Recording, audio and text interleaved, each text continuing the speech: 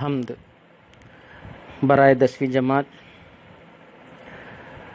شاعر حافظ باقوی۔ عزیز طلباء، حمد کی تعریف، حمد اس نظم کو کہتے ہیں جس میں اللہ کی تعریف کی جاتی ہے، اس کی صفات اور اس کے کمالات اور اس کی عظمت، اس کی قدرت کی نشانیاں اور مناظر پیش کیے جاتے ہیں۔ عموماً حمد کا اختتام عاجزی و انکساری کے ساتھ دعائیہ شعر پر کیا جاتا ہے، اور یہ اردو کے اصناف سخن میں سے کسی بھی صنف پر لکھی جا سکتی ہے۔ شاعر کا تعارف: نام حافظ عبدالرزاق، تخلص حافظ، رائے چٹی کے رہنے والے تھے۔ حافظ باقوی کے نام سے مشہور و معروف ہیں۔ مدرسہ باقیات الصالحات ویلور سے عالمیت کا کورس مکمل کیا۔ شاعری میں مولانا محمد حسین محوی لکھنوی کے تلمیذ تھے۔ گورنمنٹ آرٹس کالج مدراس میں اردو کے پروفیسر رہے۔ آپ ایک اچھے کہنہ مشق شاعر اور متعدد کتابوں کے مصنف ہیں۔ ان کی نظموں اور غزلوں کا مجموعہ بہار سخن ہے۔ بچوں کے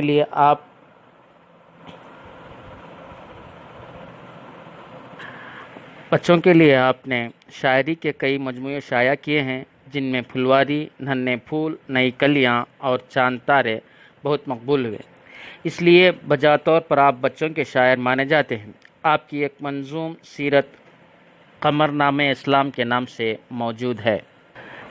آئیے بچوں، اب ہم حمد کا مطالعہ کرتے ہیں۔ ترنم کے ساتھ غور سے سنیے اور الفاظ کو غور سے دیکھیے۔ پھولوں میں حسن تیرا، تاروں میں نور تیرا، پھیلا ہوا ہے جلوہ نزدیک و دور تیرا، سرسبز جھاڑیوں میں، گل پوش وادیوں میں، ہر سو تیری تجلی، ہر جا ظہور تیرا، تیری تجلیوں کا مرکز بنا ہوا ہے، دل کو نہ کیوں کہوں میں گلزار نور تیرا، اس دل کی ہر خوشی پر جنت کا عیش قربان، جس دل پہ چھا گیا ہو کیف و سرور تیرا، اپنے کرم سے میرے وسیاں معاف کر دے، آرام جان و دل ہے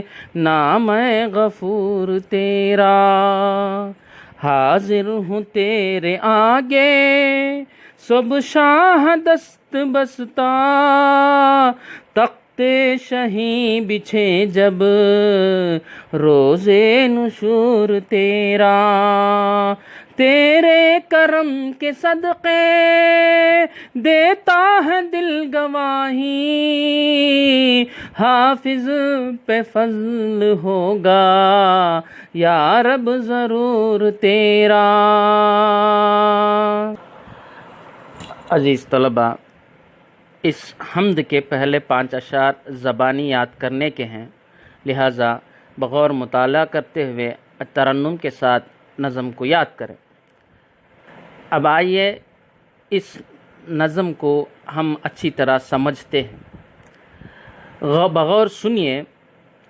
پہلے شعر: پھولوں میں حسن تیرا، تاروں میں نور تیرا، پھیلا ہوا ہے جلوہ نزدیک و دور تیرا۔ شاعر حافظ باقوی اللہ تعالیٰ کی تعریف بیان کرتے ہوئے کہتے ہیں کہ اے اللہ، پھولوں میں تیرا ہی حسن ہے، تاروں میں تیری ہی عطا ہے، تاروں میں تیری ہی عطا کردہ روشنی ہے، اور تیرا جلوہ نور دور و نزدیک ہر جگہ پھیلا ہوا ہے۔ سرسبز جھاڑیوں میں، گل پوش وادیوں میں ہر سو تیری تجلی، ہر جا ظہور تیرا۔ تیرا جلوہ نور دور و نزدیک ہر جگہ پھیلا ہوا ہے، جیسے ہرے بھرے درختوں اور پھولوں کا لباس پہنی ہوئی خوبصورت وادیوں میں غرض کے ہر جگہ اور ہر طرف تیری ہی تجلیات کا ظہور ہے۔ تیری تجلیوں کا مرکز بنا ہوا ہے دل کو، نہ کیوں کہوں میں گلزار نور تیرا۔ میرا دل تیری تجلیات کا مرکز بنا ہوا ہے، اس لیے میں اسے تیرے نور کا باغ کہتا ہوں۔ اس دل کی ہر خوشی پر جنت کا عیش قربان، جس دل پہ چھا گیا ہو کیف و سرور تیرا۔ جس دل پر تیری محبت کا نشہ چھا گیا ہو، دل کی اس فرحت اور انبساط پر ہر چیز کو قربان کیا جا سکتا ہے۔ اپنے کرم سے میرے اسیاں معاف کر دے، آرام جان و دل ہے نام غفور تیرا۔ اے معاف کرنے والے اللہ، تیرا پیارا نام میری جان و دل کے لیے تسکین کا باعث ہے۔ تو اپنے کرم سے میرے سارے گناہوں کو معاف کر دے۔ حاضر ہوں تیرے آگے سب شاہ دست بستا، تخت شہی بچھے جب روز نشور تیرا۔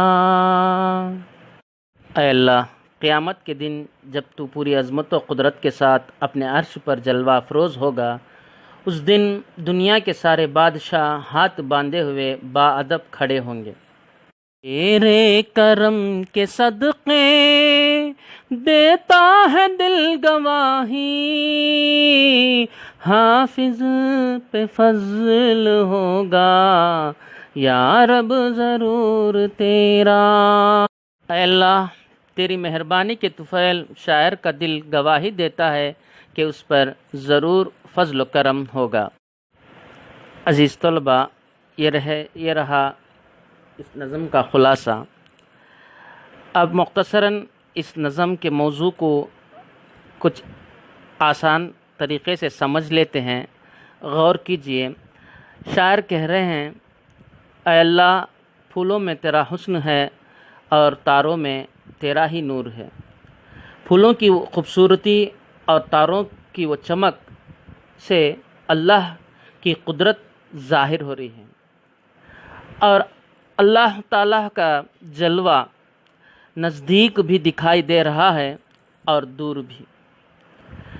اور یوں تو یوں اللہ تبارک و تعالیٰ سرسبز جھاڑیوں سے اور گلپوش وادیوں میں ہر جگہ اللہ ہی اللہ کی تجلی ہے، اور ہر جگہ اے اللہ تیرا ہی ظہور ہے۔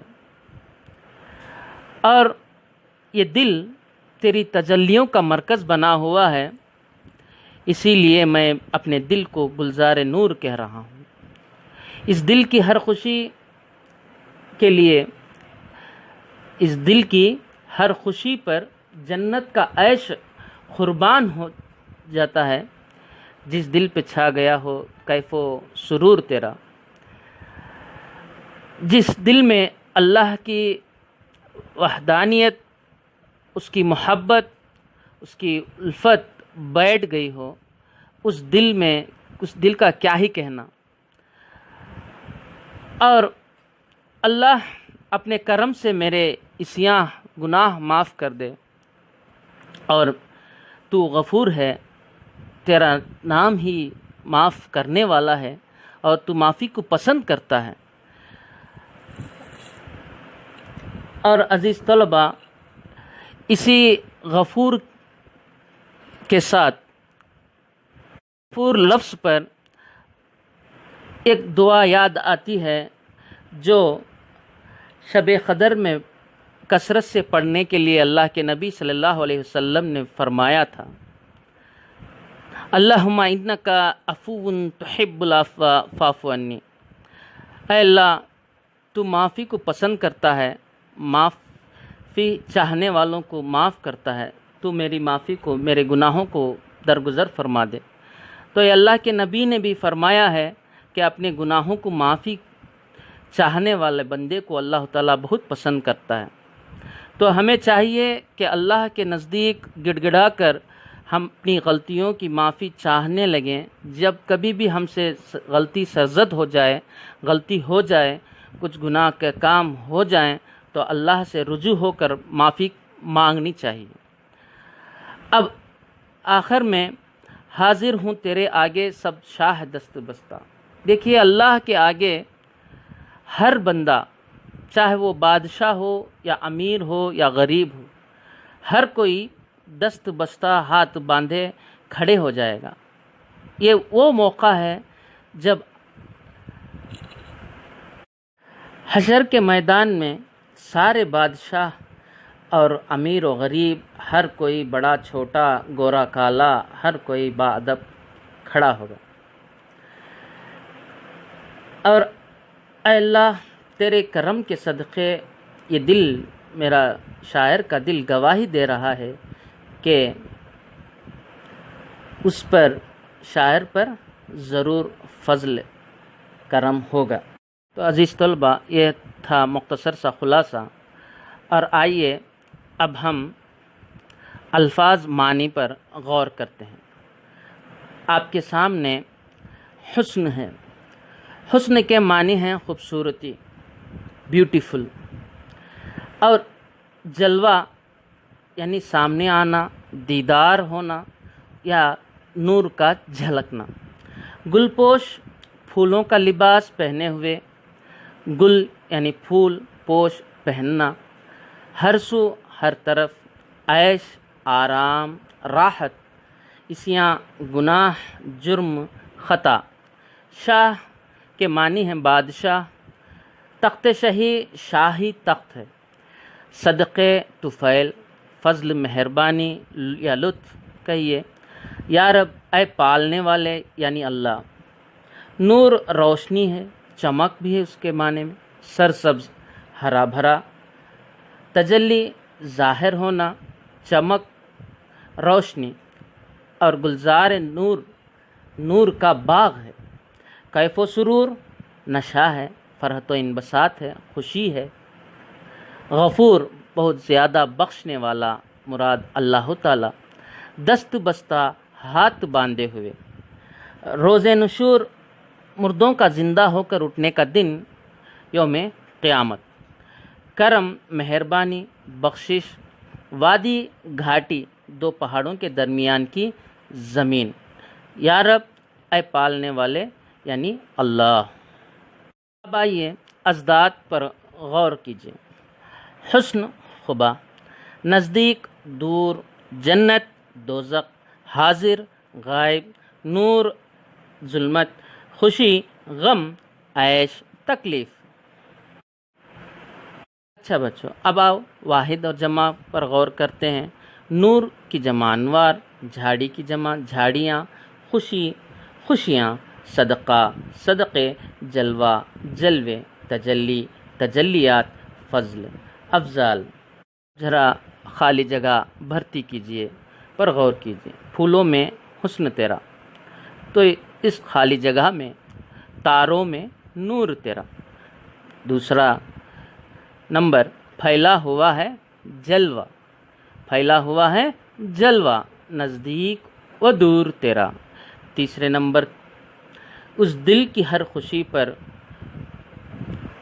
جنت کا عیش قرباں، اس دل کی ہر خوشی پر جنت کا عیش قرباں، جنت کا عیش قرباں۔ جس دل پہ چھا گیا ہو کیف و سرور تیرا، جس دل پہ چھا گیا ہو کیف و سرور تیرا۔ نمبر 5، اپنے کرم سے میرے اسیاں معاف کر دے، اپنے کرم سے میرے اسیاں معاف کر دے، آرام جان و دل ہے نام اے غفور تیرا۔ نمبر 7، حاضر ہوں تیرے آگے سب شاہ دست بستہ۔ عزیز طلباء، اب ذرا بحوالے متن تشریح پر غور کیجیے۔ 2 اشعار دیے گئے ہیں۔ پہلا شعر ہے، سرسبز جھاڑیوں میں گلپوش وادیوں میں ہر سو تیری تجلی ہر جا ظہور تیرا۔ اور دوسرا شعر، تیری تجلیوں کا مرکز بنا ہوا ہے دل کو نہ کیوں کہوں میں گلزار نور تیرا۔ اب اشعار کی بحوالے متن کو ہمیں اچھی طرح سمجھ لینا چاہیے۔ اب دیکھیے، شعر لکھا گیا ہے تو یہ شعر کا حوالہ دینا ہے کہ یہ شعر کس نظم سے لیا گیا ہے۔ اب ہمیں معلوم ہے کہ حمد نظم سے لیا گیا ہے۔ اب حمد ہم اس طرح لکھیں گے، یہ شعر حمد نظم سے لیا گیا ہے، اور اس نظم کے شاعر کا نام حافظ باقوی ہے۔ یہ رہا بحوالے متن۔ اب اس شعر کی تشریح لکھی جانی چاہیے۔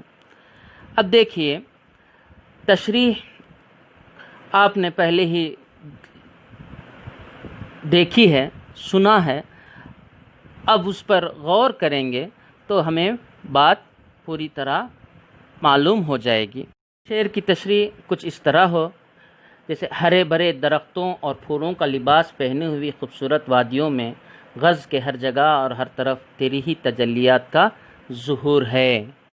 اب اسی طرح دوسرے شعر کے لیے بحوالے متن کچھ اسی طرح لکھیں گے کہ یہ شعر یعنی تیری تجلیوں کا مرکز بنا ہوا ہے دل کو نہ کیوں کہوں میں گلزار نور ترا، یہ شعر حمد نظم سے لیا گیا ہے اور اس نظم کے شاعر حافظ باقوی ہیں۔ اب تشریح، میرا دل تیری تجلیات کا مرکز بنا ہوا ہے، اس لیے میں اسے تیرے نور کا باغ کہتا ہوں۔ اب ہمیں سوالات کے مختصر جوابات دینے ہوں گے۔ پہلا سوال، پھولوں میں کس کا حسن اور تاروں میں کس کا نور ہے؟ سوال ہی سے جواب ملتا ہے، پھولوں میں تو اللہ کا حسن ہے اور تاروں میں بھی اسی خدا کا نور ہے۔ تو دوسرا سوال، کہاں کہاں خدا کی تجلیات کا ظہور ہوتا ہے؟ جواب، تیرا جلوہ جلوہ نور دور و نزدیک ہر جگہ پھیلا ہوا ہے۔ تیسرا سوال، شاعر کسے تجلیوں کا مرکز قرار دیتا ہے اور اسے کیا نام دیتا ہے؟ جواب، شاعر اپنے دل کو تجلیوں کا مرکز قرار دیتا ہے اور اسے اللہ کے نور کا باغ کہتا ہے۔ چارواں سوال، قیامت کے دن سارے بادشاہ خدا کے سامنے کیسے کھڑے ہوں گے؟ جواب، قیامت کے دن سارے بادشاہ خدا کے سامنے بادب ہاتھ باندھے ہوئے کھڑے ہوں گے۔ پانچواں سوال، شاعر کا دل کس بات کی گواہی دیتا ہے؟ پانچواں جواب، اے اللہ تیری مہربانی کے طفیل شاعر کا دل گواہی دیتا ہے کہ اس پر ضرور فضل و کرم ہوگا۔ عزیز طلباء، اس تفصیلی جواب لکھیے میں اس حمد کا خلاصہ اپنے الفاظ میں لکھنے کو کہا گیا ہے، تو اس سے پہلے آپ کو مختصر خلاصہ بیان کیا گیا ہے اور اوپر پہلے نظم کے نچلے حصے میں حاصل کلام میں بتایا گیا ہے، لکھا ہوا ہے کہ اس کو اپنی کاپی میں اتار لیں اور اچھی طرح یاد کر کے امتحانات کے لیے تیار رہیں۔ عملی سرگرمیاں، قافیہ اور ردیف کی پہچان۔ دیکھو عزیز طلباء، قافیہ ایک ہی وزن اور حرکت والے الفاظ کو کہتے ہیں، جیسے بہار، قرار، نکھار۔ ردیف وہ الفاظ جو کسی نظم، قصیدہ یا غزل کے آخر میں بار بار آئیں۔ حمد میں ذکر کردہ قافیے نور، دور، ظہور، سرور، غفور، نشور، ضرور، اور حمد کی ردیف تیرا، جس طرح نظم میں پھولوں میں حسن تیرا، تاروں میں نور تیرا، دیکھیے جہاں آخری حصے میں تیرا تیرا کا لفظ آ رہا ہے تو یہی حمد کی ردیف کہلائے گی۔ تو عزیز طلبہ، یہ حمد نظم کا خلاصہ، سوال و جواب، ساری چیزیں آپ کو اس میں چلا دیا گیا ہے۔ تو اب آپ کی باری ہے کہ اسے بار بار سنیں اور اپنی کاپی میں لکھتے ہوئے دوسرے سبق کے لیے تیار رہیں۔ السلام علیکم ورحمۃ اللہ وبرکاتہ۔